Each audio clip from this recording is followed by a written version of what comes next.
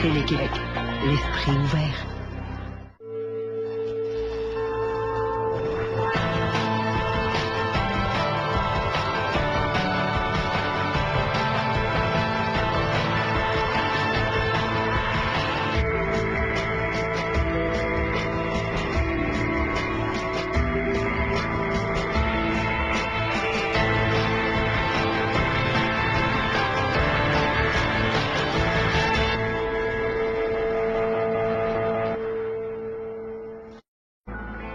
Restez avec nous. Après la pause, qu'en est-il de la relève? Le témoignage de 3 jeunes revenus transformés de leur expérience d'initiation à la coopération internationale, et ce sera suivi d'une discussion avec un couple de passionnés pour qui la coopération est devenue un projet de vie.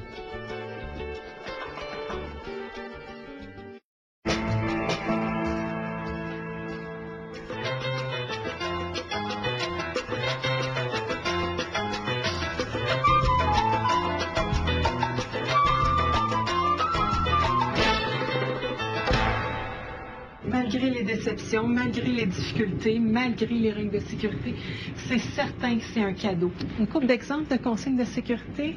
On boit pas de lait, on mange pas de poisson, on boit pas de l'eau qui est pas préalablement bien embouteillée.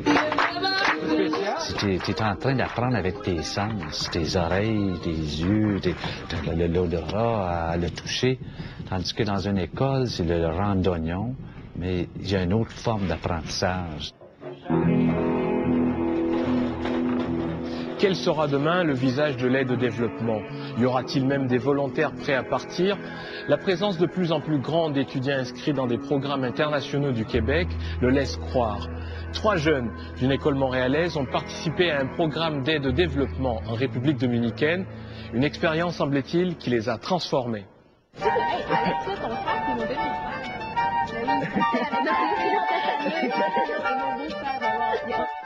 Ben, on est tous allés au collège Jean Eudes, c'est là qu'on s'est connus. Puis moi, j'avais beaucoup d'amis qui étaient 1 an plus vieux que nous, puis qui avaient fait l'expérience de Miken, puis la façon qu'ils nous en parlaient, ils m'ont convaincue. C'était clair que j'y allais.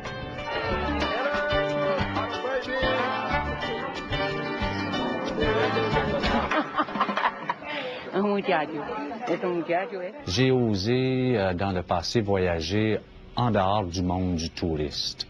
Et j'ai été profondément marqué par ce que j'ai vu et plus que ça, ce que j'ai entendu. Et là, je me suis dit, ça n'a pas d'allure, on ne peut pas laisser les jeunes ignorants cette situation-là. Et c'est là que le projet a commencé à grossir, dans le sens que éveiller d'autres jeunes et d'autres jeunes et d'autres jeunes. Et là, on a partagé nos opinions avec plusieurs. Et là, il y en a d'autres écoles qui ont manifesté l'intérêt. Et autour de ça, il s'est développé toute la grande famille. On est rendu au-delà de 1000 jeunes qui sont allés en République dominicaine. Ce voyage-là, c'est définitivement pas un divertissement pour enfants de riches. Parce que, bien, premièrement, je tiens à dire, oui, nous 3, on était dans une école privée, le collège Jean Eudes, mais on est allés au même temps que la polyvalente de Saint-Jérôme, qui est dans les Laurentides, qui est une polyvalente, qui est d'ailleurs une des plus grosses polyvalentes au Québec.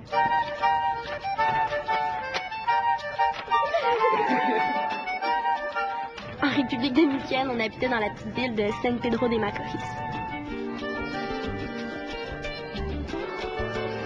On habite dans les familles là-bas, on est 2, 3, parfois 4 par famille.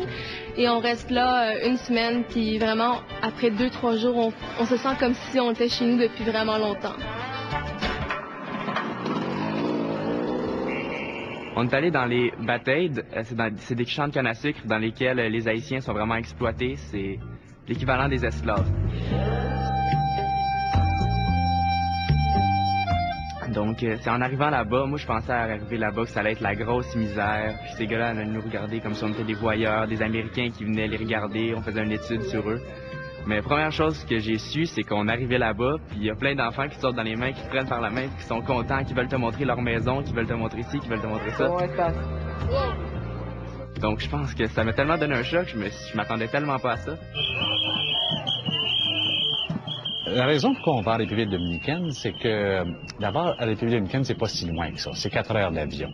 Et quand on a une école qui va aller vivre une expérience, bien, il faut penser aux distances. Deuxième chose, c'est toute la question sécuritaire. C'est que quand on s'en va dans un pays, la République dominicaine nous donne au moins cet aspect sécuritaire-là. Mais une des choses les plus importantes, c'est qu'on retrouve plusieurs choses dans le tiers-monde, quand on parle de la République dominicaine, comme toute la question de la plantation, la canne à sucre, le touriste, la question de l'équitable, et on montre à l'élève toutes ces situations-là dans un pays sous-développé. Puis notre programme tourne autour de ça.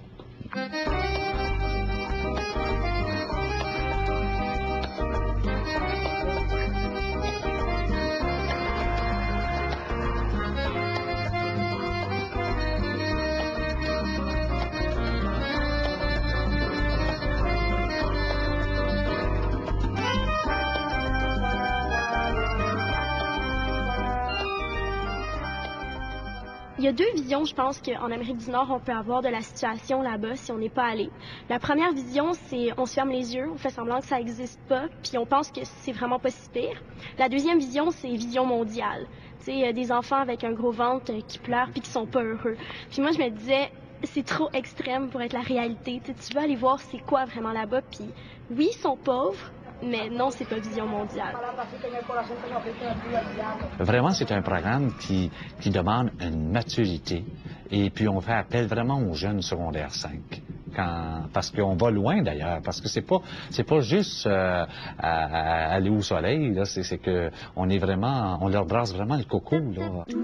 Aujourd'hui, on va discuter un peu de la préparation psychologique pour la grande aventure qui vous attend. La personne est confrontée à une réalité comme si c'était rentré dans un documentaire.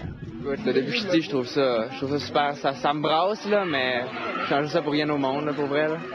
Il y en a qui disent, il y a tellement de choses à faire dans ton quartier, mais c'est drôle, mais à cet âge-là, fais-le vivre des chocs très forts, pour savoir qu'il va être engagé comme jeune adulte dans leur région, dans leur quartier. Des fois, tu essayes de dire aux gens, faut que tu y ailles, faut que tu ailles voir ce qui se passe là-bas. Puis les gens sont, ouais, mais tu me l'as raconté, c'est beau, je le sais. Non, tu le sais pas tant que tu l'as pas vu. Moi, je pense que ce voyage-là, on n'en revient vraiment jamais. Là. Je vois encore mes frères là-bas, là, puis on s'appelle encore « Hey, le frère, viens ici! » Je pense que comme frère, j'ai un Haïtien, un Cambodgien, puis un Roux.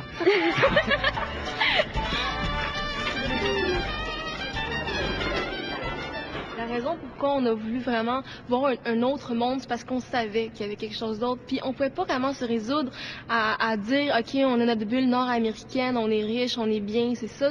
C'est pas ça la vie. Je veux dire, il y a plus de 2/3 de la population qui est dans des conditions autres que la nôtre. Pourquoi on se fermerait les yeux à des choses comme ça? On a l'intention d'y retourner. Oui, One Point, d'ailleurs, les trois, on y retourne au mois de juin. On retourne en République dominicaine 1 mois. Il y a une semaine où on va aller faire vraiment du travail manuel. Puis il y a 2 semaines où on va être des moniteurs de camp de jour. Alors, il y a une semaine où est-ce qu'on va être des moniteurs dans les batailles, donc dans les champs de canne à sucre pour les enfants là-bas. Puis il y a une semaine où est-ce qu'on va être moniteurs pour des orphelins. Mon grand rêve, c'est qu'on puisse réveiller tellement de gens au Québec, au Canada, puis qu'on puisse vraiment faire une différence dans ce monde-ci, que nous, on est capable d'aider d'autres pays à pousser l'éducation. C'est vraiment mon rêve. Moi, la seule chose que j'ai regretté avec l'expérience dominicaine, c'est vraiment de l'avoir fait aussi tard dans ma vie. J'ai l'impression d'avoir perdu 17 ans de ma vie quand tu le fais à 17 ans. Là.